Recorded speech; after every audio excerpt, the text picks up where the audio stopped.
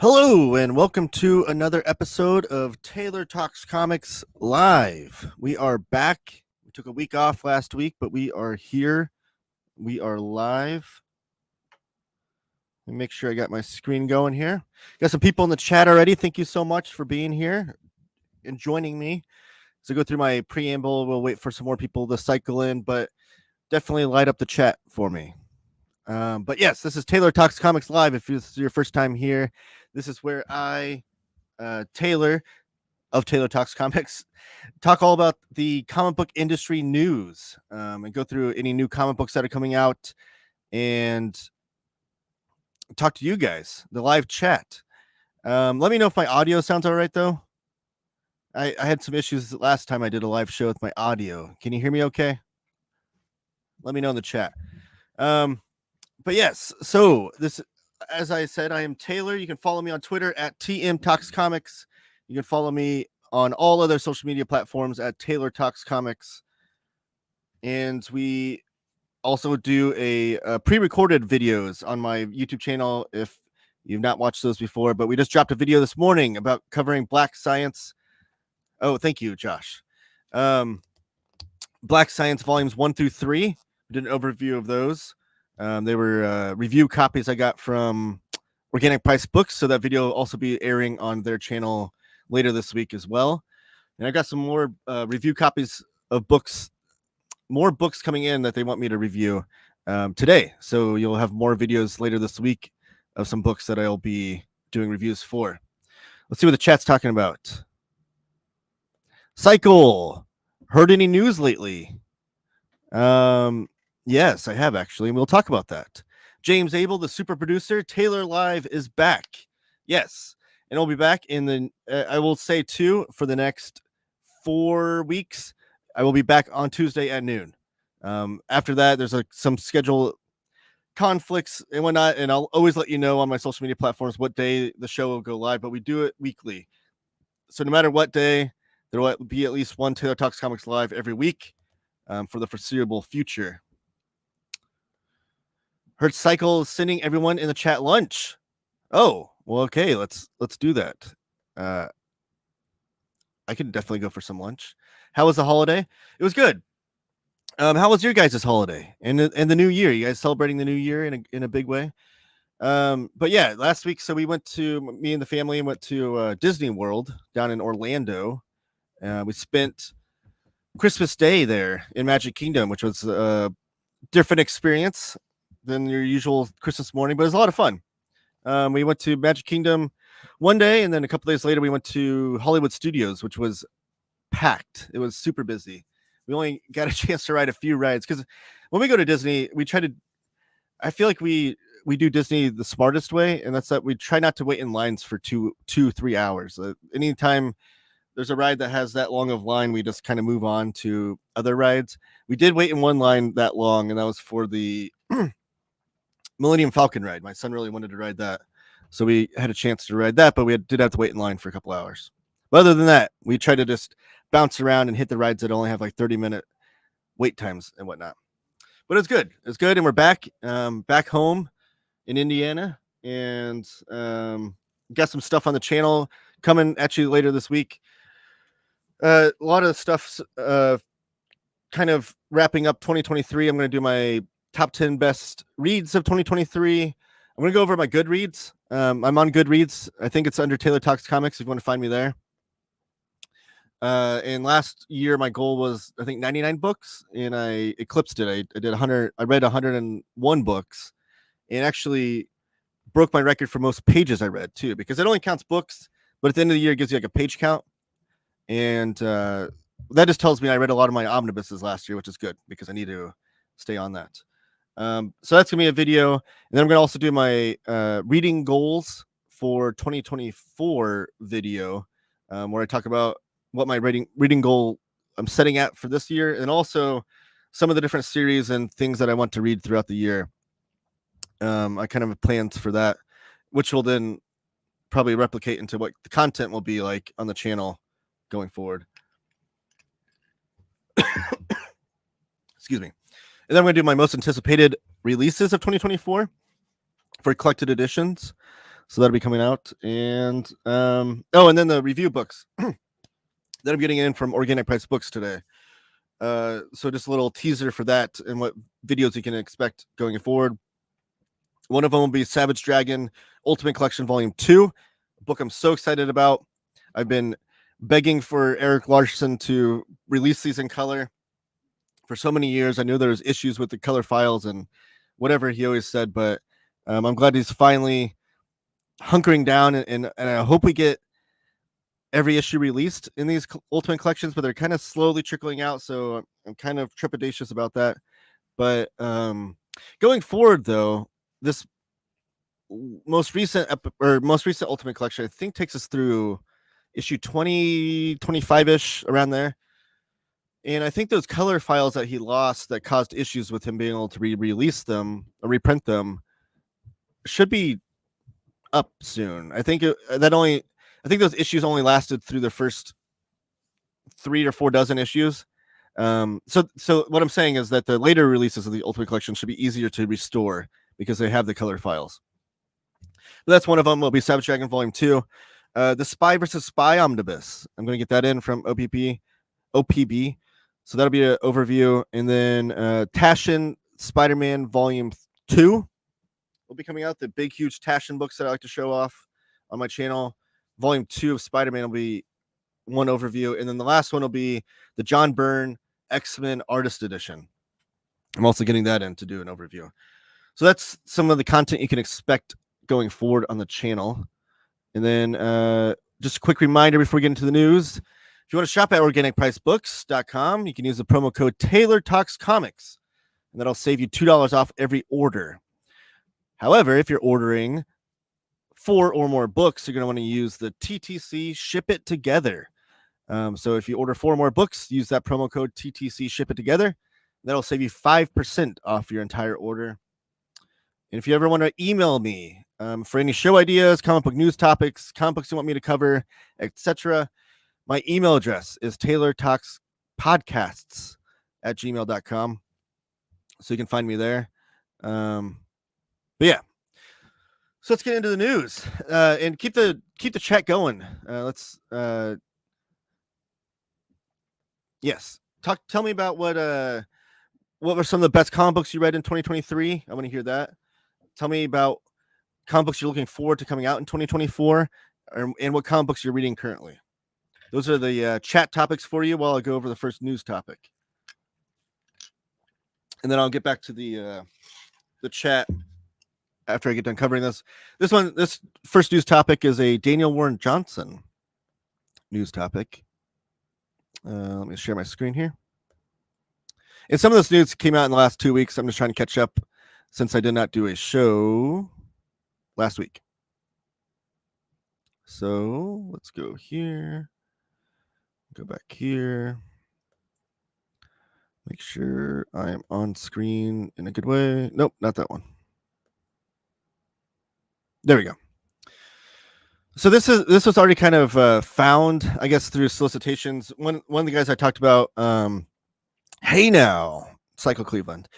This was already kind of found by some of the people that kind of fish around the upcoming solicits for collected editions.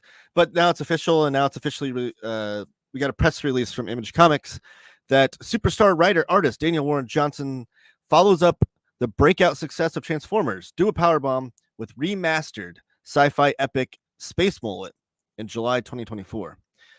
So Space Mullet, as you can see here, and I'm going to show off some of the interior arts after this, but was a webcomic that Daniel Warren Johnson did, kind of his first foray into comics, and he was doing it as a webcomic, and then eventually gathered a following where he then released Murder Falcon, Extremity came out,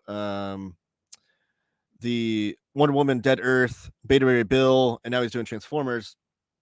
This was kind of his first endeavor, and now it's being collected again for the it's being collected again, but also because it's gonna have new content, new stories in it. It will be a trade paperback though, which I kind of wish it was a big oversized hardcover, but what can you do? But the press release says the perfect sci-fi romp for fans of Firefly and Cowboy Bebop. So that's a important note too, because Daniel Ward Johnson. One thing that I love about him is he always wears his influences on his sleeve in major ways. Like if you follow him on social media and know the kinds of things that he's into, and then you read his comics, you can see them in there. Like one of my favorite parts about Beta Ray Bill, that series, was that there was a lot of New Japan Pro Wrestling influence scenes in there where they're like pulling off actual moves from like big name wrestlers like Kenny Omega and Kazuchika Okada from New Japan Pro Wrestling, which then we saw that influence bleed into do a powerbomb in a big way. But also there's a scene in the Beta Ray Bill series where they're playing ping pong, and it looks like it's right out of the Taiyo Matsumoto ping pong series, the manga there. So like just like those, he wears those influences on his sleeve, and I always love when comic book writers do that. I mean, I've always liked that about any sort of bands I listen to too. Like I like when you find out what they were fans of, and you find it out through their music or their comics. So this one here's citing Firefly and Cowboy Bebop. But it says, hot off the 2023 Eisner Award-winning Do a Powerbomb and skyrocketing to fame with his fresh spin on Transformers, Daniel Ward Johnson has another balls-to-the-wall adventure for fans in a new print collected edition of his long-running webcomic, Space Mullet. This epic intergalactic tale will be reintroduced to fans, feature remastered lettering, and include an all-new, never-before printed chapter. It will hit shelves July 2024 from Image Comics.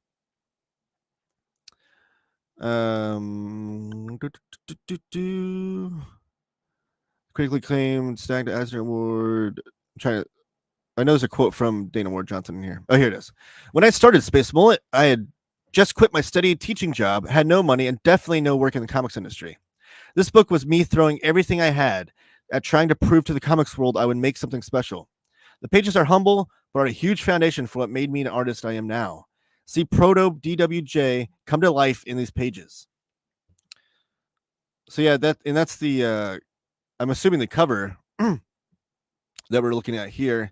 And then let me go to this. This is the website, space-mullet.com. This is where he posted all his story for Space Mullet every Thursday, it looks like. And I think it's all still up here if you want to read it. Yeah. So chapter 1's up here with the cover. Here's page 1. So 2012 is when this was first put out. And I mean, just look at these pages though. Like, yes, like Daniel Ward Johnson gets better from here, but he had to have doing some things in art before this, and made some comics before this. Like, I wonder if he did like mini comics and stuff that he maybe tabled at like an SPX or something, because this is great artwork.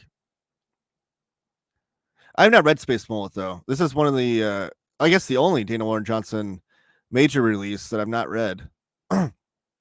But I'm a big fan of him, and I'm a huge fan of. I mean, I'm hugely excited about. Oh yes, Cycle. I saw that. Maybe we should go over that. Well, we'll do it live. I haven't even looked at it yet. But Murder Falcon was the first story I read from Daniel Ward Johnson in the trade paperback, and I remember distinctly. I started following him because he's a big wrestling fan, as I am, and he so he's a fun follow on Twitter. But he's posting things about Murder Falcon, and I saw people constantly asking like, "Are we going to get a big deluxe hardcover?" And I think he joked that because on Image Comics, the creators have to front a lot of the money for deluxe hardcovers if they want those, and then they make more money back on the back end. He joked that he likes to spend too much money on guitars to afford doing a deluxe hardcover, and I think that was just like kind of his humble way of like saying that he didn't think he was going to be able to afford it, and he doesn't think there's as much of a demand for it. Obviously, we got the hardcover. I actually have it right here. We got the deluxe hardcover for Murder Falcon eventually, and then he's only been skyrocketing success since then with Wonder Woman Dead Earth and then Beta Ray Bill. So he's got 2 major series from the big 2. Now I think he's doing Transformers, which is an licensed property. But going forward, I think he's kind of a cottage industry, to where he gets to almost do whatever he wants to do. He gets to pick and choose a comic project. That's where his name is elevated to at this point, which I'm excited about because, again, wearing his influences on his sleeves, you can see that he's an artist that gets excited about doing certain projects. So that's the kind I want that excitement to stay in there and him be able to do a what's the cycle going on about here? Do whatever projects he wants. Oh, here we go. Biggest news of the day. Oh yes. So let's go over this live. I'll find that next and we'll go over that. That'd be an interesting thing. Yeah. So TCJ is the Comics Journal for which is the publication that out of it birthed Fantagraphics. But TCJ is like one of the more respected comic book news outlets ever. They've been going for 40 years now. So yeah. In other puzzling news, The Brave and the Boys has a secondary channel now. Why, you may ask? Good question. It appears to be reviewing comics, which is what the regular channel is also about. Is there a rift between the boys? No, I can actually speak on this. There's not a rift. I think so. Jordan and Jake are the two guys that started the Brave and the Boys YouTube channel, which if you've not subscribed, go ahead and subscribe to them. They're great young comic book fans, but they know their stuff. And I think one of my go-tos for that channel is that Jake in particular, and I think Jordan as well, but Jake in particular is really well versed in current modern day DC comics, which is kind of a black hole for me. So that's one thing I like about his channel is that he provides that. I'm actually going to be going on Brave and the Boys later this month. Jake and I are getting together, so we'll be doing a little bit of a crossover. So I'll be appearing on the channel. And at least once or twice, we haven't decided. One of the topics I'm going to talk about on his channel is in defense of Dark Knight Strikes Again, because I think Dark Knight Strikes Again is misunderstood.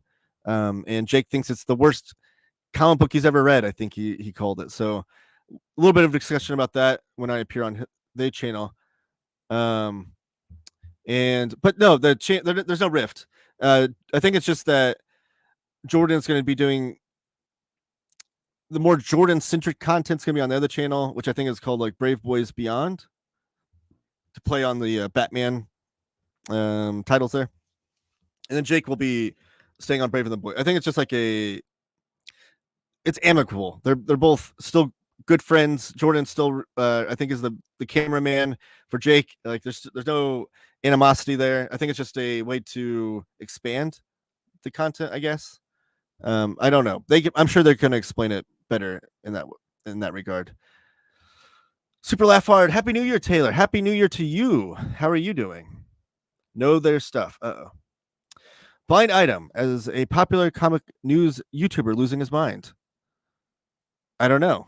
Is there who are you referring to? Is someone losing their mind? Is it me? Are you referring to me?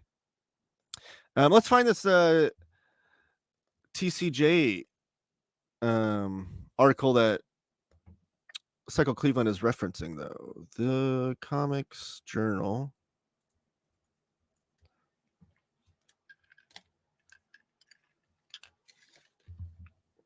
That's not it.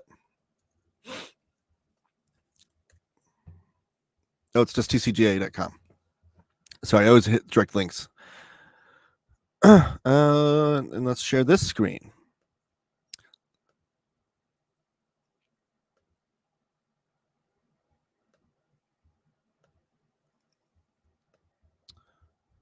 Oh, MD Masoom Rana Dewan, joining your stream for the first time. Thank you. I appreciate that. Thanks for joining me. And everyone say hello. We have Raul here too. Thank you guys. I appreciate you guys being here live. So yes, this is the Comics Journal, tcj.com. Like I said, one of the more respected comic book news outlets ever. They've been around since 1976. So what is that? 24. Let me do the math. 48. This will be their 48th year this year. So almost 50 years. But yes, the best of 2023 came out today. This is always a fun article to read because it has 40 contributors talking about their best comics of the year. And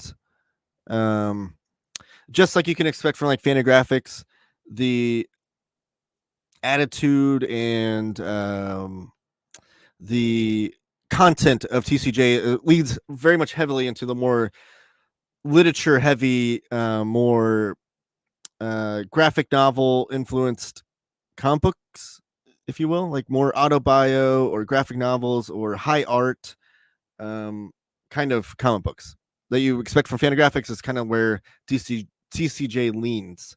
So there's not a lot of big two coverage, is what I'm trying to say here. But here are the contributors. See if I recognize anybody's name. I mean, I recognize their names, but I want to know if I know anybody that surprises me that's on here. I should be on here. Yeah, why don't they ask me? Oh, this is from each contributor picks their favorite reissues. Okay, let's just go through the list. So this one is Jean-Marc Assin. His favorite releases this year. Releases and reissues. So Murky World, that's a great one. Axe Wielder John, World Tree. Which that's one I didn't know a lot about. Let me know in the chat if you've been reading James Tynion's World Tree. I heard the synopsis for it recently, and I was surprised I haven't heard more of it. Oh, Magus by Al Gofa. He, I believe, did some work on Wizard Magazine that I edited. Where is that? Can't find it. But I'm pretty sure he did some artwork in there. Void Rivals from Robert Kirkman, the new Hasbro universe they're working on. Oh, Matt Lizanowski's Faceless in the Family. These are books I haven't read yet. The Immortal Thor by Al Ewing. That's a new series. Doctor Strange by Tradd Moore. Daredevil by Saladin Ahmad. Oh, that's the new Daredevil run too. Rare Flavors, Work Balance, Batman 89 Echoes. So these are like really recent, like of the last few months. And then Monica, of course. Monica from Dan Clowes, I think is going to be one of the more popular stories for these lists here. And this one's from Ritesh Babu, who's got 20th Century Men from Image Comics. Rare Flavors by Ram V. He also has that one on there. Monica's on there from Daniel Clowes. River's Edge from Kyoko Okazaki. Blood of a Virgin by Sammy Harcum. Not surprised to see that one on there too. That'll probably be on a lot of lists. That was a great book. Might make my list. Who knows? And then Jason Bergman is the next one here. So, and some of them write little like editorials about their year. Like Jason here is talking about going to SPX and some of the other books that maybe won't make his list, but he wants to. Oh no, this is just him writing out his list. Okay. So I guess there's different formats for people's lists. Dave Gibbons' Confabulation, an anecdotal autobiography. That's one that I need to pick up because I love Dave Gibbons' artwork. It's weird A to Z structure makes it less of a traditional autobiography and more like hearing a bunch of stories from the most interesting guy in the pub. If nothing else, this may be the first book to include a positive story about working for Jim Shooter. that really does surprise me, though. Jim Shooter, I don't understand why he gets so much flack. I mean, I do. I guess I understand because he was a hard-nosed, hard-edged guy, but his run as the editor of Marvel had so many great runs coming out of it. It had John Byrne's FF, it had Frank Miller's Daredevil, Walt Simonson's Thor, Claremont's X-Men it started before Shooter got there, but it continued through Shooter, his editorial run. So, and he didn't have Shooter wasn't like, he was an A+, he wasn't 100% batting 1,000 with ideas and whatnot, but his batting average was really good. I think it's just like people didn't like his attitude. I don't know. Miracle Man, The Silver Age by Gaiman and Buckingham. That's one I'm waiting to come out and hopefully an omnibus when it gets finished. Kent State by Durf Back Durf. It was one of his favorite reads. It does cite that it came out earlier in 2020. All right, let's browse through here. Thor: The Mighty Adventure came back into print from Roger Langridge and Chris Samney. It's a series I've been reading with my son. I haven't finished it yet, though. Kevin Brown is up next. These are always great lists too to go through and find out what comics you need to be reading, because some of these aren't even registering on my radar. Like I don't know what this Shubiek Libiek by Dina Mohammed, published by Pantheon. I don't know what that is, but it's been cited throughout a few of these guys' best ofs. So that's a series I need to read. Let me know if I'm brushing over anything too fast here. Here's an image from 20th Century Men. That's a series I want to read. That artwork looks a lot different than I imagined based on the covers. Shooter's Journey by Hayao Miyazaki. That's a series or a story graphic novel that I want to read. That's an interesting one because it's like it's more of like a picture book, I feel like. Din Volume 1 from Richard Corbin. I love all the Richard Corbin library that Dark Horse has been coming out with. So any of those releases are going to be on my radar. What's this artwork from? A book to make friends with. Who's that by? By Lucas Verstrate. Sorry. A crime caper that evolves into a hallucinatory metaphysical journey and will knock your socks off with its lush, vibrant artwork. Flemish cartoonist Verstrate is a contemporary heir to the best of raw artists in both spirit and style, and his work absolutely earns the deluxe, no holds barred presentation Fanta gives it here. Well, I think I'm sold on that one. The artwork looks great. I love all the colors in there too. Let me see here. Oh, Escape from the Great American Novel by Drew Lehrman. This was actually sent to me by Juan, one of my viewers. Sent this to me because he was a local cartoonist. Drew Lehrman is for Radiator Comics, and Juan had bought his book here, and then he sent it out to me, and I still need to read it and make a review of it. I know Drew Lehrman reached out to me after I posted about it, saying he was happy that I posted about it, I guess, but I need to make a video about it. The most flat out likable book on this list, and Lehrman's best Snake Creek story so far. Clever, witty, well drawn, endlessly inventive. Lehrman is fast establishing himself as the next in line that started with George Harriman and continuing through the likes of Walt Kelly, Bill Watterson, and Jeff Smith. This is a comic that loves being a comic that you're going to love in return. All right, so I need to move that up my list of things to read. Oh, Devil's Grin here. Issues. Where'd it go? I lost it. Devil's Grin issues number 3 and 4 by Alex Graham. These were comics that Psycho Cleveland sent out to me, actually.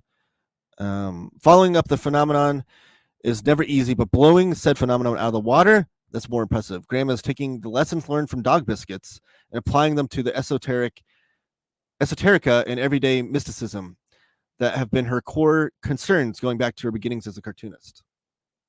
So that's Devil's Grin. I need to do a video on that as well. I Am Stan by Tom Scioli, one of my all-time favorites. Tom Scioli, I love anything he does. Oh, The Buildings Are Barking, Diane Newman in a memoir by Bill Griffith. That's one I need to pick up. We sadly lost Diane Newman this year, and Bill Griffith wrote a kind of a quick autobio of her. And then also Bill Griffith did The Three Rocks, the story of Ernie Bushmiller, which I also need to pick up. George's Run, a writer's journey through the Twilight Zone.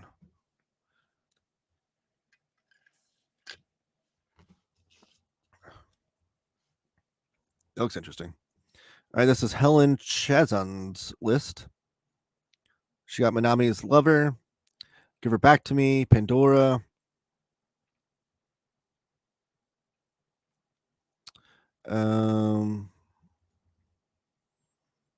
Ms. Harkness. I haven't seen her come up on this list yet, but she had a big release for Fantagraphics, Time Under Tension. Here's another vote for River's Edge. There's some artwork from Chromatic Fantasy. That's another great thing about this article is that they show some artwork in here. Katie Skelly's Body Horror, Viscere #1. Okay, I haven't heard. I didn't know Katie Skelly was doing a new. Okay, so it's an anthology of comics by cartoonists who have been stuck living on my Blue Sky timeline for far too long. Okay, sorry. Clubhouse, Paul Constant. Here's the first mention of Sean Phillips and Ed Brubaker with Night Fever. One of their follow-ups to the Reckless series. They also did it was just on the top banner of the Image Comics I was pulling up. What is it? Where to Find the Body or something? We Can't Find the Body, whatever it's called. What's the most recent release? Two books that I need to catch up on. I loved the Reckless series by those two. Are You Willing to Die? Baller Baby. Blab Volume 1. That's by Monte Beauchamp. That was a big release. Noah Van Sciver's Blammo 10.5 was great. Phoenix 13 through 15, which I don't think are included in the big release. But Black Phoenix. Black Phoenix by Rich Tommaso, though, has been a great comic. He only releases a single issues through his Patreon, which I do not subscribe to. I wish they'd be released, not even in the direct market, but self-published separately. I would totally pick them up because I got the big hardcover release from Floating World. And unless he plans to do a second volume of that, I want to catch up on those because those stories are great. Caprice by Charles Burns is on here.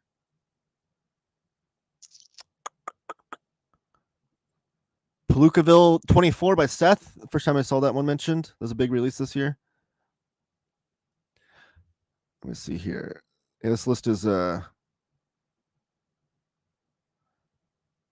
article is very long. Yeah, I think I think we're gonna stop there. But definitely it's gonna be my reading this afternoon, and everyone else can pick it up and check that out later as well if you want to. But I don't think it probably makes very good content for me to just read through that list. Let's go through some of the comments that you guys have been putting in here, though. Oh wow, okay. Space Monkey's in the house. Hello and Happy New Year, everyone. Happy New Year to you. Cycle, do we put your order in now or later? World Tree is one of the best-selling series and single issues last year. That's great to hear, and I love James Tynion's Department of Truth. That's one that one really showed me James Tynion's able to his high concept comics, which is what I guess the word I always use for like when I mention like Grant Morrison's high concept or Alan Moore's high concept kind of comics. James Tynion, I could tell, can write that kind of comic, and I need to read more of his comics. Like I still haven't even read Something That's Killing the Children, but I love Department of Truth, and World Tree seems kind of like in that same vein. So I definitely need to pick that up. Maybe I'll get on Hoopla. I can't imagine World Tree being that good. Really? The conspiracy theory book he did was very overrated. Oh, wow. Department of Truth. Cycle. I think this is the first time we've disagreed on a comic. I love Department of Truth. And especially love Martin Simmons, like his very Bill Sienkiewicz influenced artwork. Hello, James, Josh, Raul, Masoom, Cycle, Space Monkey, and Super Laugh Hard. Hello, Elon. The TCJ is the only list I really care about every year, and every year it infuriates me. Well, why does that infuriate you if you care about it? And what about my list? When I took over my top 10? Hail the mighty, Elon. That Dave Gibbons book is great and quite funny here and there. Interesting to see his take on the relationship with Alan Moore and how it kind of came to an end. And I remember when that book was solicited, that was one of the selling points, was it was like, finally find out why Alan Moore and I no longer talk or something, which I mean, I think is part of Dave Gibbons' dry humor. I don't think he was like, I think he was being salacious in a funny way. I don't think he was trying to be like, guys, really find this out. But I love Dave Gibbons. Obviously, Watchmen, right? I think that's the greatest comic book of all time. But I just recently read his, what's it called? I have it around here somewhere. The Originals. That's what it is. The Originals, which was a Karen Berger book. And that was a graphic novel that Dave Gibbons did all the artwork and writing for. Fantastic. And his artwork was brilliant in it. I have his how to read comics or something. I think it's around here somewhere, actually. So I need to clean up my desk here. But anyways, Dave Gibbons, his stuff is great. One thing I want to read from him, though, I never read is Martha Washington with Frank Miller. And then Confabulation. I need to pick up this book, too. Big fan. On the list this year are many books that did not come out this year. Oh, well, I mean, that's like a distinguishing factor. Like, do you do your best reads, like the best comics you read in this year, or just the comics that came out this year? I kind of like when people do separate lists.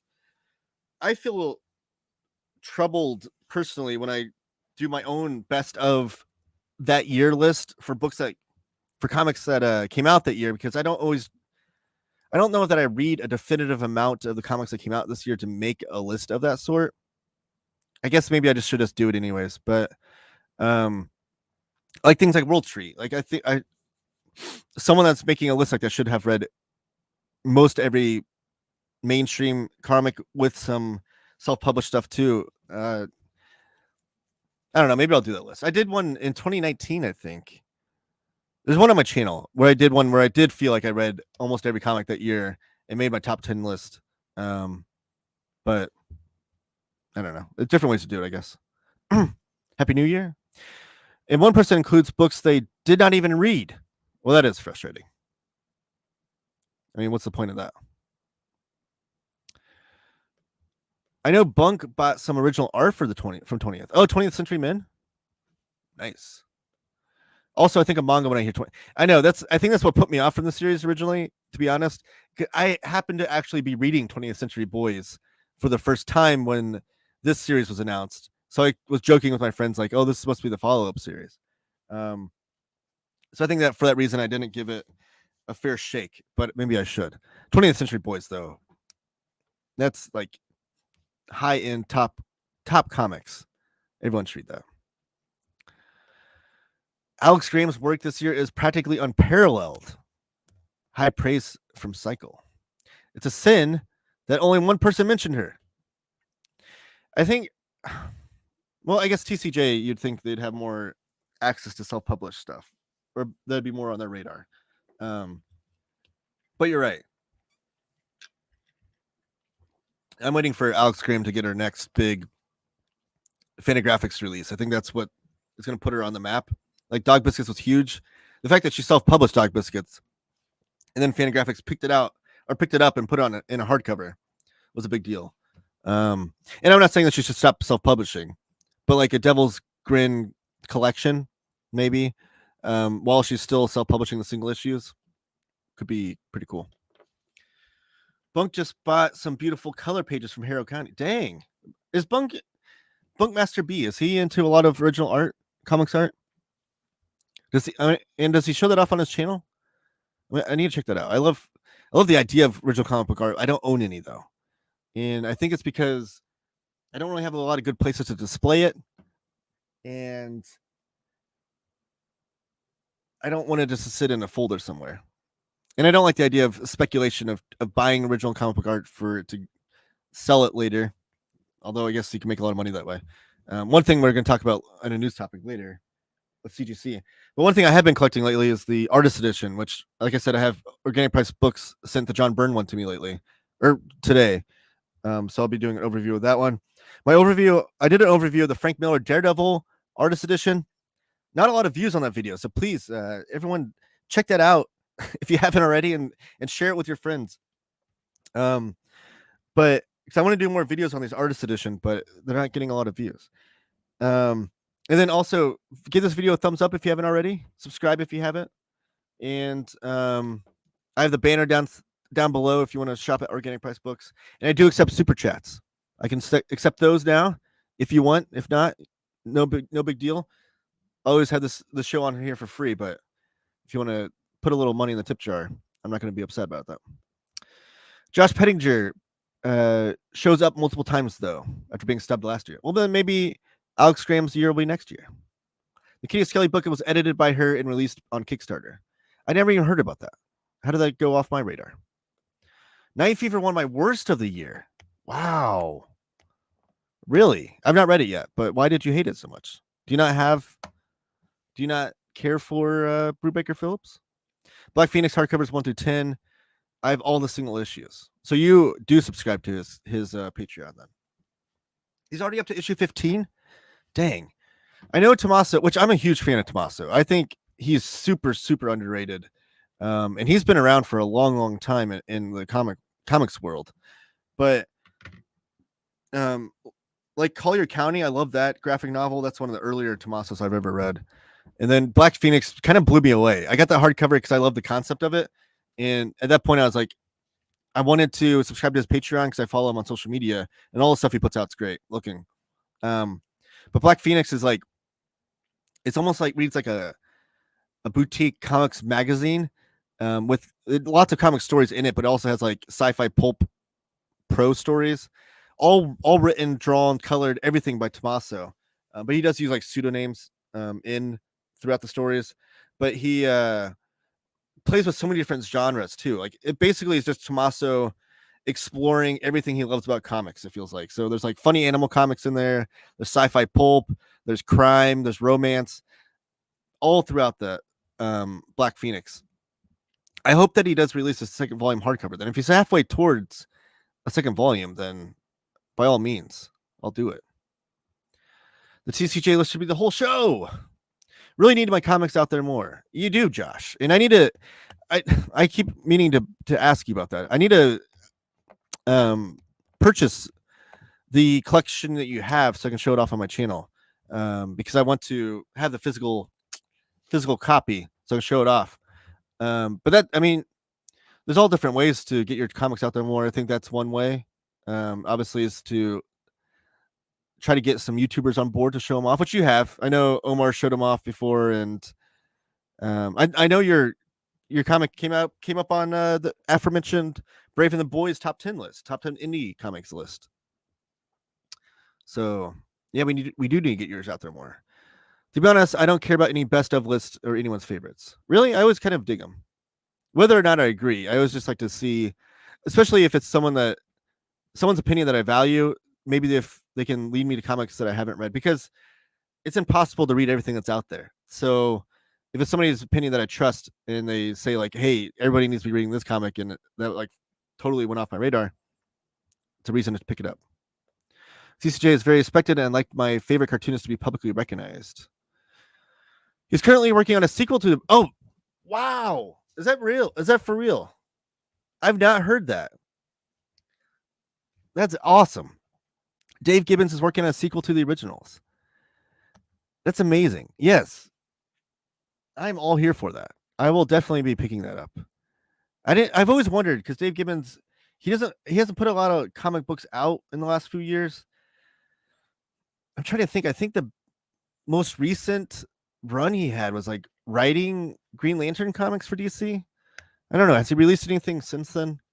But I always wonder, like, what is he up to? If you're doing best of 2023 list, it can be only books that came out in 2023. Well, then what about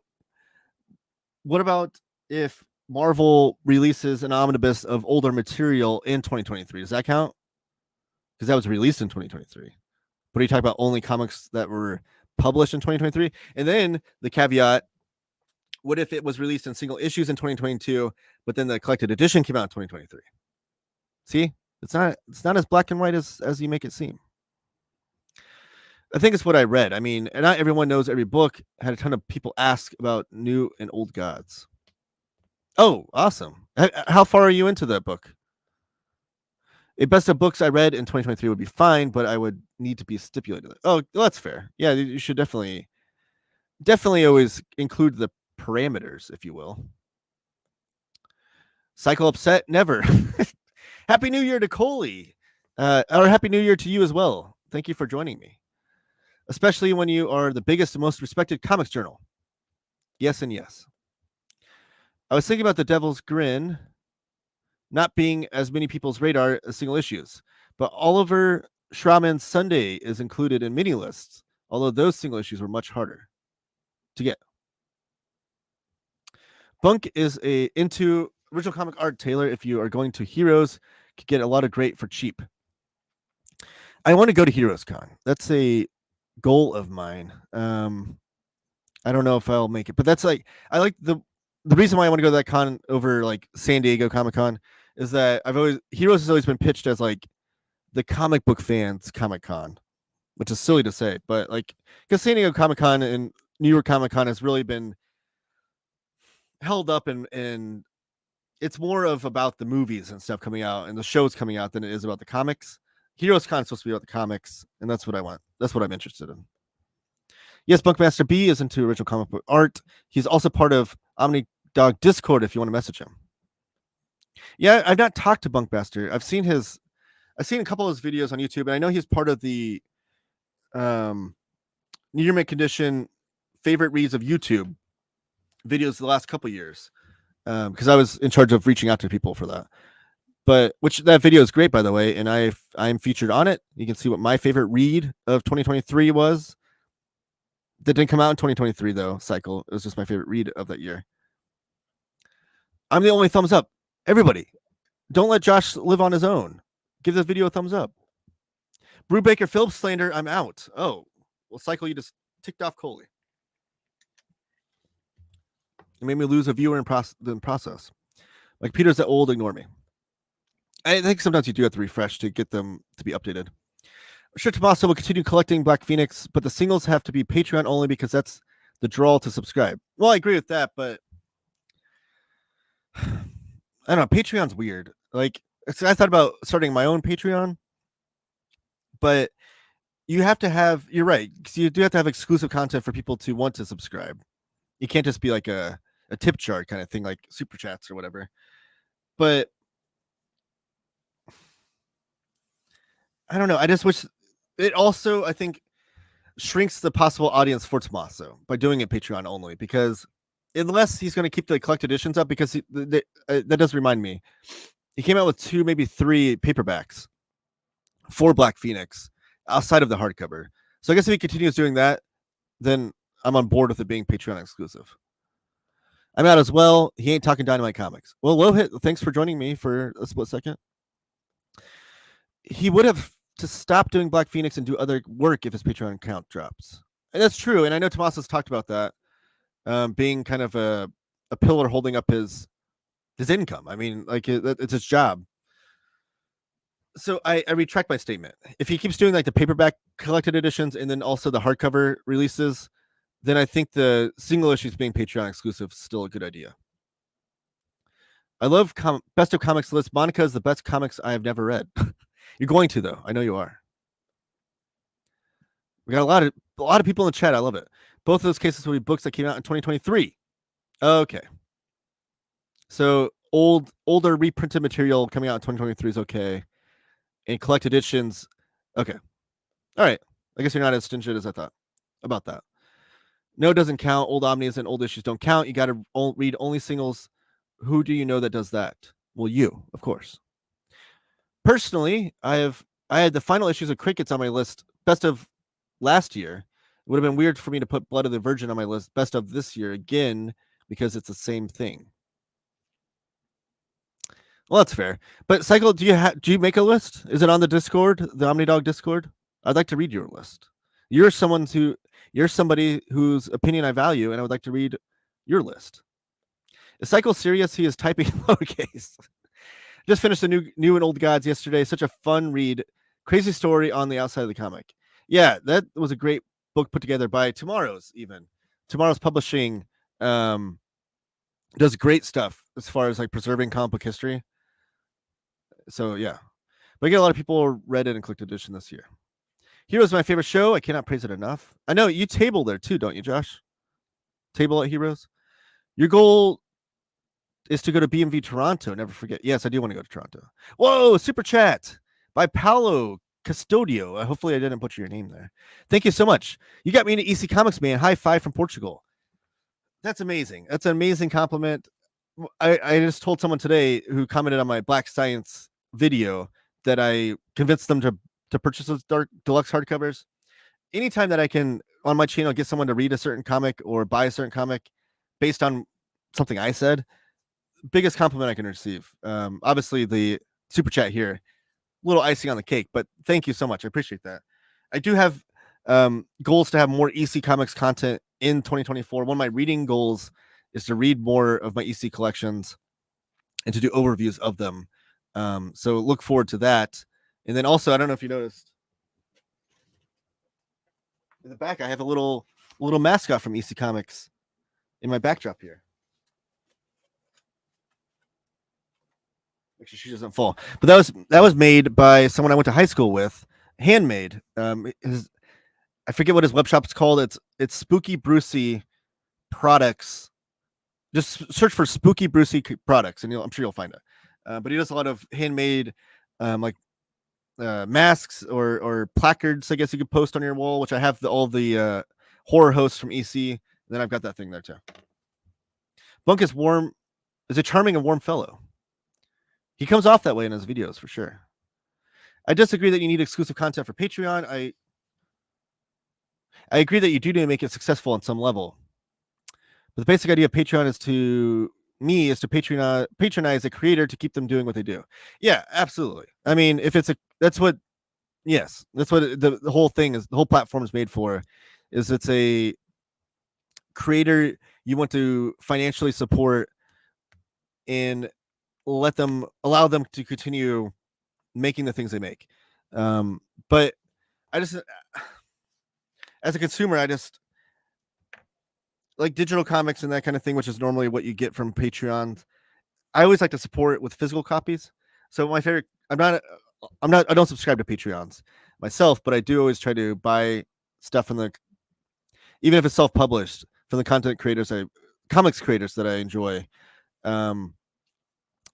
Because it allows them to make more comics. And if I love their comics, I want them to see them make more. But that's why I always tell people too, I never have an issue. If it's like a single issue comic book, 24 pages or whatever from a self-published deal, normally like Marvel DC would sell that for like $4 or $5 in a comic book shop. I don't mind if it's self-published to spend $10-15 for your endeavor, because I know that you're not that big an entity that Marvel and DC are, and your costs are going to be higher. So that's kind of like my thought process, I guess. I don't know if that makes sense. There are Patreons that have no exclusive content, and even almost no content at all, that I will subscribe to until they end or I die. Psycho, I love your mentality, and I love that you do that. I have my best of 2022 on my Instagram highlights in 2023 coming soon. Oh, well, then I will be looking forward to that. Paulo, he will get you reading L&R now. Don't worry, I will save you. Love and Rockets. Everyone should read Love and Rockets. I have a table, but I've taken breaks, praised it, no matter what side of the table I'm on. Okay. Also, they do a mini con this month with a ton of headliners. In the same like venue? I didn't hear that. Josh, have you ever been like SPX or any of the or like Space? Have you ever done one of those like mini comic type conventions? My goal is to do some indie comic shows when school ends and potentially somehow throw a cool AF unofficial after party to worm my way into hanging out with cool cartoonists. That's awesome. I love that idea. Yes, Etsy, Spooky Brucey Products. Thank you, super producer James Abel. I can't remember if it was Etsy or not. Make James a mod so he can send leaks. Oh, is that how he can't send leaks otherwise? I'll figure that out after the show. I don't know how to make people mods. Make people mods. I'll give Taylor $500 if he ever asks me directly, but I ain't doing no Patreon Venmo stuff. Well, give me $500. Is that how that works? I went to SPX as a fan. Hard thing is cost. I'm sure it is. I'm sure tabling isn't cheap, and you have to like try to make your money back, but also trying to profit in a way. But especially for under like lesser named lesser known cartoonists, I should say. I've always heard like their goal is just to, even if they just break even tabling at a convention, at least they got their comic out there to that many more fans, and then hopefully they could grow from there. It's almost like you need that as like a launching pad to get people to purchase things later down the road. So you almost need like to be selling something at the table and have something a couple months later that's going to come out that they can purchase and then keep it going in that way. I will take. Oh, James Abel wants $500 also. That's a direct ask, Low Hit. Hope you have Cash App. I meant if he ever needs it. When do I not need it? This is the first time haven't seen James as a mod on a chat. Josh as well. Well, I need to rectify that. I just need to figure out how to do it. But yeah, sure, why not? I've known the guy. Okay. So the other news topic, man, the chat has been lively today, and I always like when it does that. We've been running an hour now with just mostly chat, talking a little bit of Dana Warren Johnson. No mods. This is the Wild West. Oh, here we go. Tables were like 150 to 300. Now they are 300 or more. Ugh, that's rough. Yeah, because then you sell your like a comic at $10. You have to sell 30 copies just to break even. And that's not even factoring printing the comic. Yeah, that's rough. It's hard to turn a big profit that way. You almost have to have a social media following. Well, I think that's important anyways. As a cartoonist today, you have to have a big social media following. Regardless, I mean, and YouTube's not a bad gig too to have. Like, I think one of the coolest things and they're a little bit bigger names before they started, but Cartoonist Kayfabe, Ed Piskor and Jim Rugg, they had a following before they started the YouTube channel, Cartoonist Kayfabe, but that platform of Cartoonist Kayfabe is only exponentially risen them. I don't know what that was. Exponentially like skyrocketed them to a higher sphere to where now they can like truly, it's like they're making a living comfortably, and they can make whatever comics they want.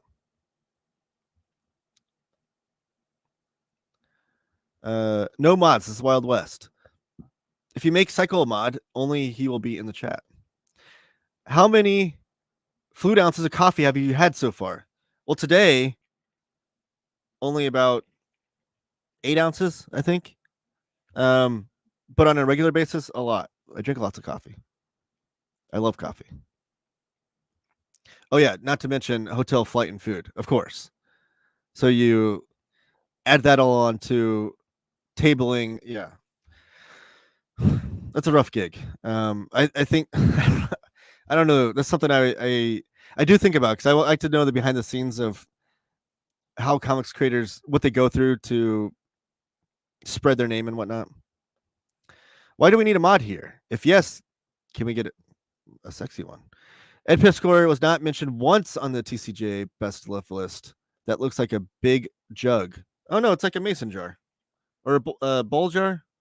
It's only like I don't even know if this holds 32 ounces. I don't know. I'm half a pot deep. Okay. The hotel is what costs the most. Yeah. You have to like, I think the way I see people do it too, they table with another cartoonist and then also split the room. That might help. And then driving probably is much cheaper than flying, but you can't, like, if you're on the East Coast, you can't drive to San Diego Comic-Con or something like that. It looks bigger on camera. Shenanigans. Well, I mean, it's like my face for scale. I guess if I hold it up here, I don't know. Use that same trick for certain. Okay. I'm not even going to highlight that one. Next topic for on the news, though, while you guys keep lighting the chat up, let me know what your favorite comics you read last year were, and also the comics you're most looking forward to coming out in 2024. But we need to talk about CGC is what we're going to talk about here. All right, so this is a big news story that came out last week of the year. Controversy with CGC. CGC Comics issues statement on holder tampering controversy. So CGC is as it says here, the largest. This is coming from comicbook.com, by the way. It's the largest grading company for comic books. You'll see CGC slabs. People collect them. It's basically just a way for you to send your comic in, your rare first appearance, key comic, key issue, whatever you wanted to call it, into CGC. They slab it into a plastic holder with a grade on it, and that not only preserves the comic but also adds a value to the comic with the grading system that they have. The grading system is highly touted. It's a whole nother sector of comic book collecting that I personally am not into. I've never been a big CGC guy. I'm a reader first with comics rather than a collector. So the whole concept of slabbing the comics, I don't know. It's not something that I'm into, but I always do appreciate and try to respect that side of comic books, because anytime someone's spending money on comics in any sort of fashion, I think it's only healthy for the industry. I don't see CGC as a way. I don't think it's harming the comic book industry in any certain way. Besides, I mean, if you want to get into like the fact that they're valuing key issues over anything else, and maybe that's perpetuating how comic books are written, or how the big two make their comics. I guess you can make an argument for that, but I think that's a little bit more in the weeds than to say that it's. I don't think it's directly hurting it. I will say that I don't understand the market for it, though. Like I don't understand why first appearances for characters that are going to be appearing in an upcoming movie affects how valuable a comic book is. Like the whole process seems so backwards to me, and it doesn't seem sustainable to me. It has been the way for like the last 5+ years, 10 years maybe. But just like the fact that like, oh, this one character is going to be showing up in the Ant-Man movie, his first appearance in Amazing Spider-Man random issue 131 or whatever it is. I'm just throwing out random numbers here. Now skyrockets in value, so everybody's trying to collect that one issue. Like that, it just seems silly to me, because then by the time the movie comes out, that those issues plummet. I can tell you personally that I'm trying to collect all of the Master Kung Fu single issues, and I'm going to bind them into custom bind hardcovers. And I started this journey before the Shang-Chi movie was coming out, and I saw firsthand the market for Shang-Chi Master Kung Fu single issues fluctuate. Like it was like they were so cheap, you get them for like less than $1 per issue, except for some of the more key issues. And then right when the movie was like about to come out, some of those first appearances went up in huge in value. His first appearance went up to like $500 to $1,000 for a low grade non-slabbed copy. And now we're like 2 years removed from the movie coming out, I think, and all of those have come back down. If the movie was more successful, maybe that would have sustained a little bit, but like it just seems silly to me that movies dictate how valuable the comics are. But I digress. Let's talk about how CGC is going through a controversy here. So they've oh my gosh. CGC has released a statement in response to a scandal that broke last week on social media. After a number of current content creators on Instagram and YouTube discovered apparent fraudulent sales of graded comics, CGC launched an internal investigation. They came back today with an announcement on Instagram saying that they estimate a few hundred comics are affected. They will be working with collectors to make sure anyone who is affected is made whole. They have yet to release a complete list of books that they say are affected.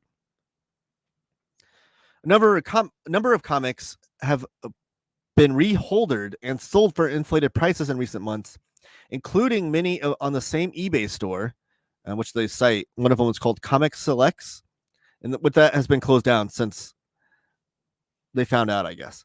CGC promised to deliver a full list of affected books soon and pledged to work with those affected.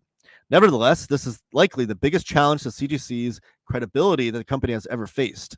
While they are investigating the reholdering scam perpetuated by this one high roller, fans have started to question how many other people are out there pulling the same stunt on a small scale enough that it doesn't provoke suspicion.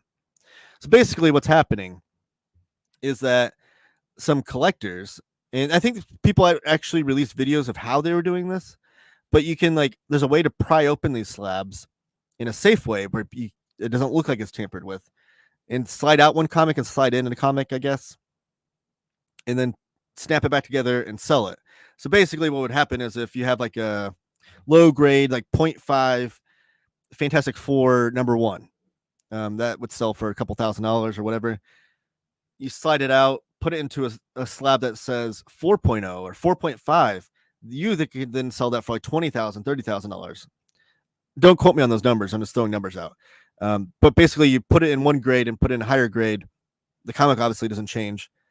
You can sell it for thousands of dollars more. That's what people are doing, which is a big deal because CGC's always kind of prided themselves on being, you can't tamper with their product. That the slabs, the way they're created is if you open them up in a certain way, they have to be reholdered by them, because they'll be like, it's kind of like if you open it up, it's broken. You can't put it back together in a way that is not noticeable. But this is CGC's statement here, which I'm not going to read the whole thing. So CGC exists to protect the collecting community, and in the last 36 years, we have certified more than 85 million collectibles, each one backed by a comprehensive guarantee. The trust that we have built in our community sometimes makes us a target of bad actors, and despite our vigilance, this individual tampered with some of our holders. If you purchase one of the books that the individual tampered with, we will ensure that you are appropriately compensated for losses arising from any failures in our services. We expect to share a list of books that we believe are impacted as soon as possible. And the article states this later, but that is interesting wording there, because, and I'm not saying that they're doing anything nefarious here, but they are protecting themselves, because we will ensure that you're appropriately compensated for losses. If you stop right there, it makes it sound like if you bought a $20,000 comic that was only actually valued at $5,000, CGC will front $15,000 to you.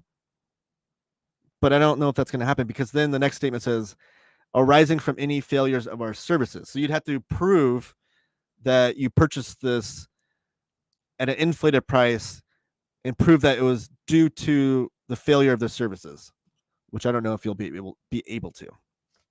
I just can't imagine CGC fronting like thousands upon thousands of dollars to people for purchases that they weren't part of. You know what I mean? Like it's one thing to refund a customer. Like if you charge a customer $100 for a product and you screw it up and you refund them $100, you're only out the money you spent on that product at that point. But for someone to buy and sell on eBay a CGC slab, something that CGC wasn't actually a part of the sale, and for them to fork over money for it, I just can't imagine them being able to do that. We have also retained a leading private investigative service and outside counsel to conduct a comprehensive review of this incident in our processes to help ensure that this individual will be held accountable to the fullest extent of the law. Maybe that's how they go about it. They sue that individual. I don't know. But here's if you do feel like you have a CGC slab, why does it say CCG? It's CGC, right? Am I saying this wrong? Yeah, this article keeps saying it as CCG, or their statement at least. Whatever. But if you have any slabs that you feel like have been tampered with, you can go to reportfraud@collectiblesgroup.com, email that address, and report it. The controversy started earlier this month when Instagram comic influencer, the 9.9 Newsstand, discovered an apparent discrepancy involving a high-grade copy of The Amazing Spider-Man 252. The issue sold for over $15,000, marked at a 9.8 graded Mark Jewelers Newsstand variant of the issue.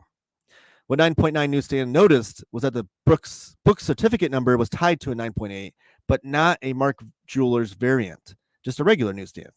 The rarity of the Mark Jewelers was a big part of what drove the price up. And then, so it talks about their investigation a little bit. And then shortly thereafter, YouTuber Automatic Comics found a CGC graded copy of the Incredible Hulk 181 that appeared to have been reholdered. Whereas the Spider-Man book just looked suspicious, Automatic Comics was able to actually track down the specific copies of Hulk that he believes were involved. This led to a flood of new findings by various comic book collectors, speculators, and YouTubers. So Hulk 181 is that first appearance of Wolverine. That's always a hot book. And here's a video from Automatic Comics talking about the CGC scam, and he found the proof. You can see in his little what do you call it? Reaction image there for his thumbnail. So what do you guys think about this? What do you guys think about CGC? All that jazz. Personally, I will say in defense of CGC that I think the investigation that any of these YouTubers or content creators put together, they were able to find out the tampering, and I think that's due to CGC's transparency with all of their products, all of their how they go about things, their grading process, the way they label things, how they're transparent about what their labels mean, and all that stuff. I think if they weren't that, if they were sketchier about those kinds of things, I think they it would be harder to find these flaws. But then also people probably wouldn't rely on them as much. So I do give credit to CGC that because of their transparency and their high standards, people were able to find this out. I think though that this is only going to be a rabbit hole and a slippery slope that people are going to find other ways to tamper with, and it's only going to lead to this market being an issue because there's other graders out there besides CGC, but some sellers will not buy things from those graders because they don't trust them. Because they don't trust them at a high level of CGC. They don't have the reputation, the credibility that CGC has. Well, if this takes a shot to the CGC's credibility, it's only going to affect that in a negative way. Also, if you think about like the Hulk 181, anytime these issues are sold, these slabbed issues are sold on eBay or whatever, the market fluctuates on those issues because people look like if you ever bought anything on eBay, you go look at old, or if you ever sold anything on eBay, you look at the same item sold and how much it sells for. You'll see kind of like what the market's going for. So if a Hulk 181, like I said earlier, like a 0.5 sold for this number, this person re-slabbed it, sold it with a 5.0 sticker on it with exponentially higher value, that market's going to fluctuate in a negative way because now people are going to not trust it as much and what have you. So yeah, this is, I think, big news for that sector of the comic book community, and I'm curious to follow the story further to see where it goes. I'm sure CGC is hoping that they could just like hammer this out, find the 100 so issues that they feel like are affected, and then put this to bed. I don't know if that's going to be the case. I don't know if it's going to be that easy. But yes, let's go back to the chat here. Okay, some comic talk for you guys. I'm reading Coda by Cy Spurrier, Boom Studios, and it's pretty good. That's a book I need to read. My goal is to have at least one comment per stream that is the host refuses to highlight. Well, you're pretty good. I think that's the only one I haven't highlighted of yours, but you do pretty good at that. We've never liked CGC anyway, Taylor. I agree. He uses it to make his dog look like a wolfhound. Oh, cycle. Okay. I get what you're saying, Elon. I sacrificed many goats for CGC's downfall. Yeah, Cycle, I can imagine you not being a CGC fan. Comics are meant to be read, not caged. I agree with that. Reason why Golden Age comics worth so much. My Nana burnt all of Dad's comics on the lawn. Yeah. There's a lot of stories like that. Unfortunately, especially during the time of the Comics Code and the Frederick Wertham and the Senate hearings, all that awful stuff that really killed the comic book industry in a major way, and I think it's just now recovering from, to be honest. I could probably write an essay on why I think it's just now recovering. But yeah, and most recently I read J. Michael Straczynski's autobiography, and he had a rough upbringing anyways, if anybody doesn't know, but he had a vicious story too, where his dad threw all his comic books in the fireplace in front of his eyes and was like, "This is trash. You're never gonna make any money from this." And it was he kept them in a cardboard box and it like wrote on Sharpie on the side of the box, "Joe's Box of Comics." I think it's called something like that to the effect. And his dad burned them all and said, like, "You're never gonna make any money off this. This is trash." Blah blah blah. And then when J. Michael Straczynski had his own imprint with Top Cow, I think it was. That's why his imprint is called Joe's Box of Comics or whatever it's called. It's because that was like his way of resurrecting that box of comics that was burnt, I guess.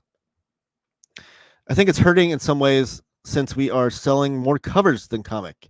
This whole market based on the ability to resell them. I agree.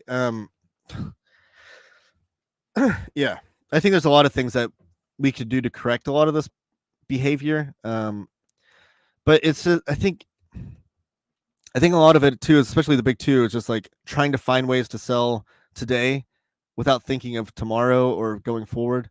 So it's just like, what variant incentive cover can we do to sell for next week's issue of Superman? And that number goes up, and then it's like, okay, then let's figure out the next week. And like they're living like day by day rather than thinking long term forward. How do we grow the industry in the market in a healthy way? But yeah, that ability to resell them is a unfortunate thing. Why custom Master Kung Fu when they're in omnibus? Well, James, I thought about going the omnibus route, and because when I first started reading the series was when this whole project started, and the omnibuses were still readily available at that point. But I am kind of snobby. I still have plenty of Marvel omnibuses of old Silver Age material and Golden Age material, so I'm not like totally against their restoration style.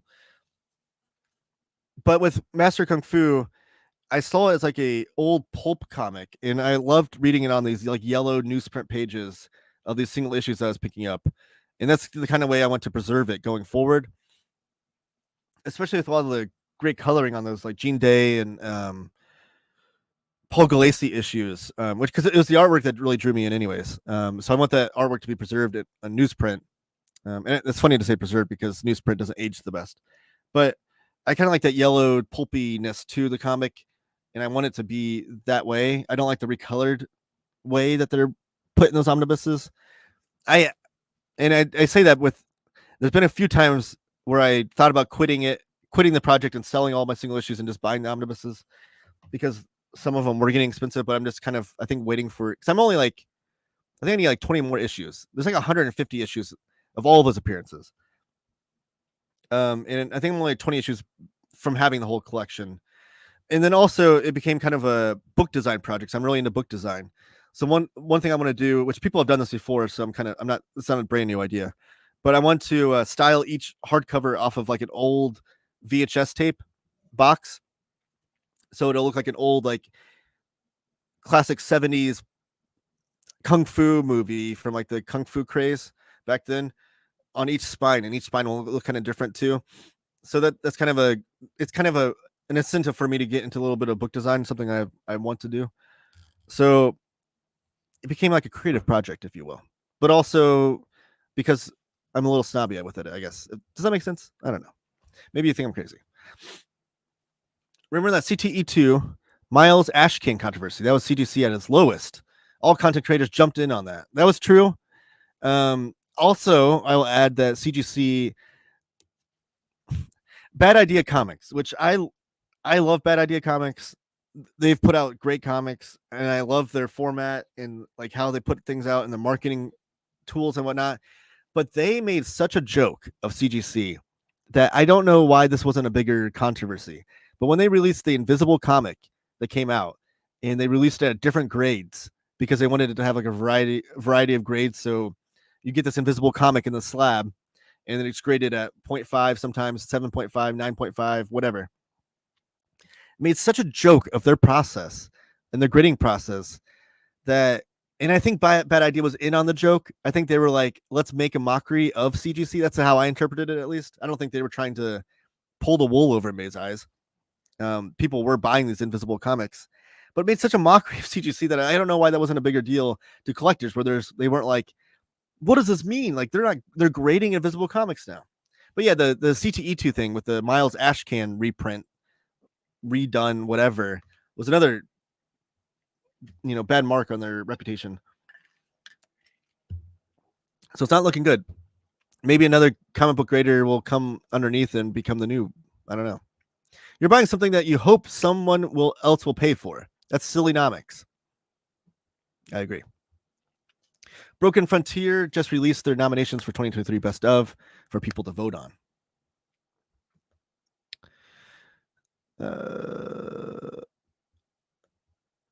It's far more possible that somebody who grades for CGC was slabbing the books in a higher grade for money under the table. I mean, that's a possibility as well, and that's something that you have to trust from the company. I mean, in how can you when it's all the grading system is based on opinion, really? Like, there's not like there are like they do have things that they list, like how are the staples on the spine? Are there any ticks on the spine? Like, they have all these things, these parameters. But at the end of the day, it's always down to someone's opinion. Are the ticks on the spine enough to lower the value of this comic? Those kinds of things. So at the end of the day, when it's opinion based, who's to say that they won't inflate the market a little bit if they want to, going in their favor? I mean, there was speculation that Wizard Magazine was doing that back in the day. I don't know. I don't know if it was ever found out with any evidence, but it was speculated that they were putting in their comic book value list at the end of the magazine books that they valued based on if the publisher had a good reputation with them, or based on if maybe they were buying a bunch of these Valiant comics and then trying to drive up the market for them. So yeah, CGC and CCG are related organizations, I believe. Okay, well, that's confusing. CCG is a parent company. Well, that makes more sense why their statement would misspell their name, although I guess now it's not misspelling, but also confusing. Seems like some dude was exposed about the scam. Seems like that dude was excited about the scam. Oh, yes, on the thumbnail. CGC, CCG, GCG, it's all gibberish. Legally and metaphorically, ideally. Cycle Cleveland greatest?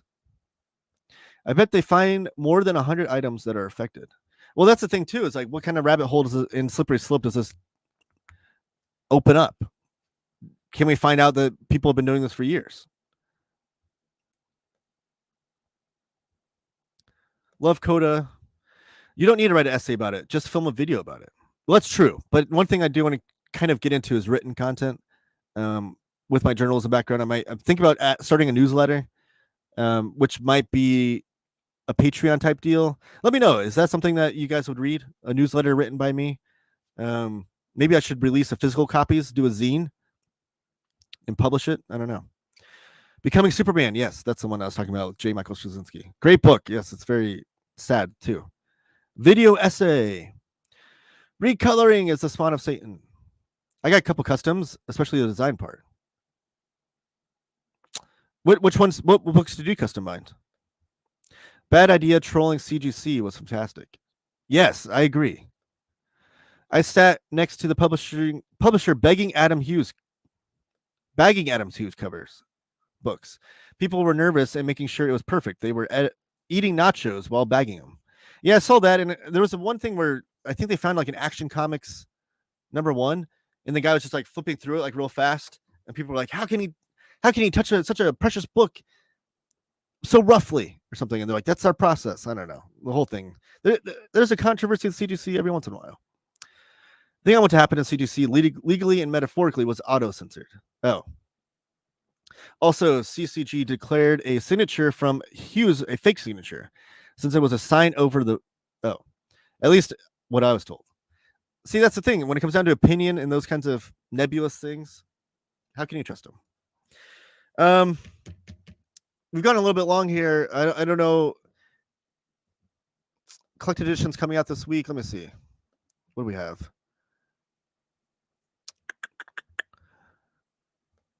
Yeah, let's just share my screen real fast. I'm gonna go over them.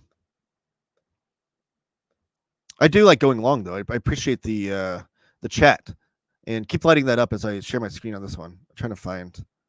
Is it this one? There we go. We'll just go through some collected editions coming out this week that I feel like people should have on their radar. Giant Days Library Edition Volume 6 is out. Once Upon a Time at the End of the World, Volume 2. Strange Adventures, the deluxe edition hardcover.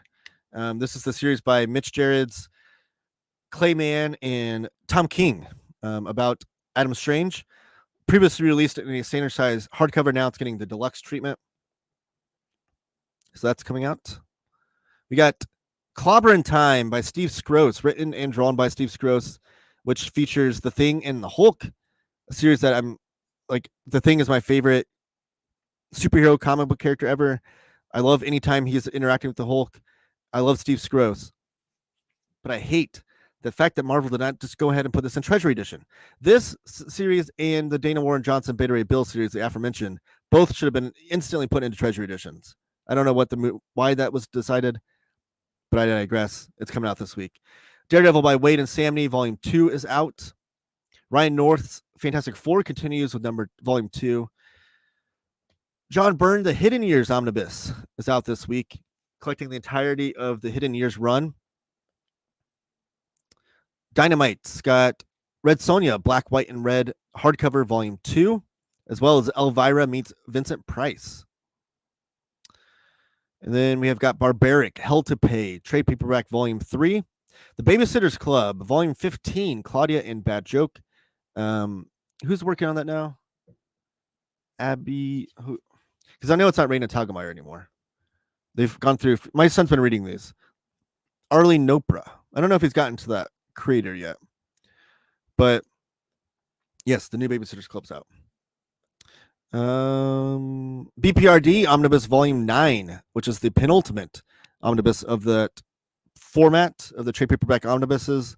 Volume 10 will be the last of the BPRD omnibuses.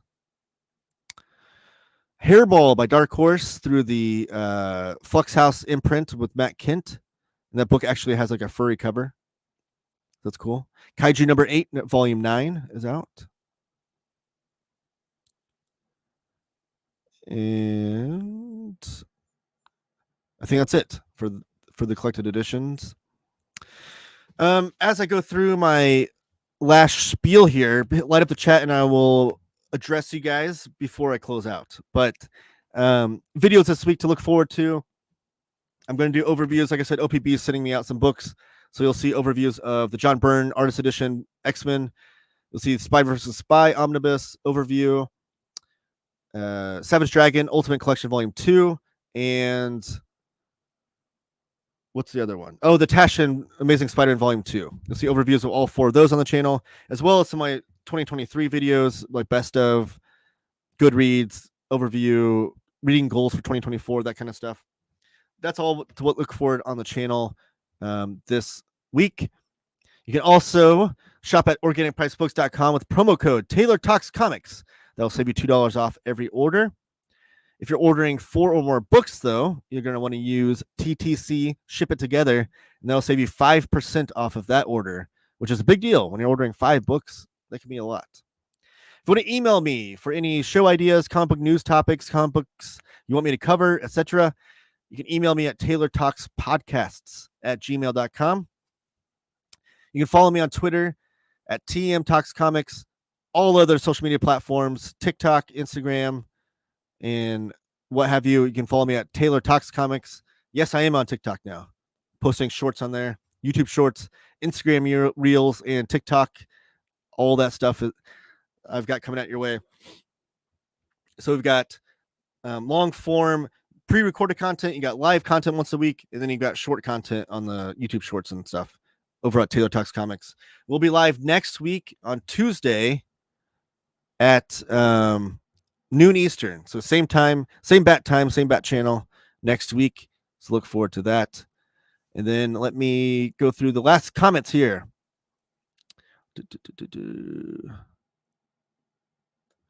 I got a Milestone Companion Volume 1 for Christmas. Oh, awesome. Connor, thanks for joining me. I just now noticed that was your comment. Thanks for joining me, Connor. You get the Miles. Let me know how that is. You're a fast reader, so I know you're probably going to plow through that really fast. I think Volume 3 is coming out soon. So those are compendiums are ones that I have on my radar. I like to do customs, Cooks Parker for sure. That'd be cool. That'd be really cool. I have the Martini editions for those, but Darwin Cook Master cartoonist. Goiter collected edition from Floating World Comics is in the month previews. Oh, Goiter's being collected from Floating World. I'm going to look that up right after the show and figure out how to get my hands on that. Tom King is the GOAT. My Wade DD Volume 2 just got sent out to me today. Can't wait to read it. I need to read that series as well. I love Mark Waid. I love Chris Samney. And I love Daredevil. So there's no reason why I shouldn't read it. Companies love that black, white, and red. They do, and I don't hate it. I kind of love the gimmick. Essential Judge Dredd Tour of Duty Part 1 is worth getting. I've been considering getting those Judge Dredd Essentials because I don't think I'll ever have the shelf space for the case files. But my brother has all those too. So Judge Dredd's something I want to read more of. And I thought about just maybe asking him to borrow his like one at a time and going through them. It probably save me some shelf space. Say that 7 times fast. Johnny is in the house. Happy New Year, Taylor. Happy New Year to you. Oh yeah, got a coworker to buy that Tash and Surfer book. He hates me right now. Why does he hate you? Does he have the book yet? Because then he'll love it. All right, I'm bouncing, guys. I need more Dredd. Everyone needs to get more Dredd. Thank you guys for watching, though. We'll be back next Tuesday, next week. Thank you so much for joining me. Have a great week. Keep reading comics. See you next time.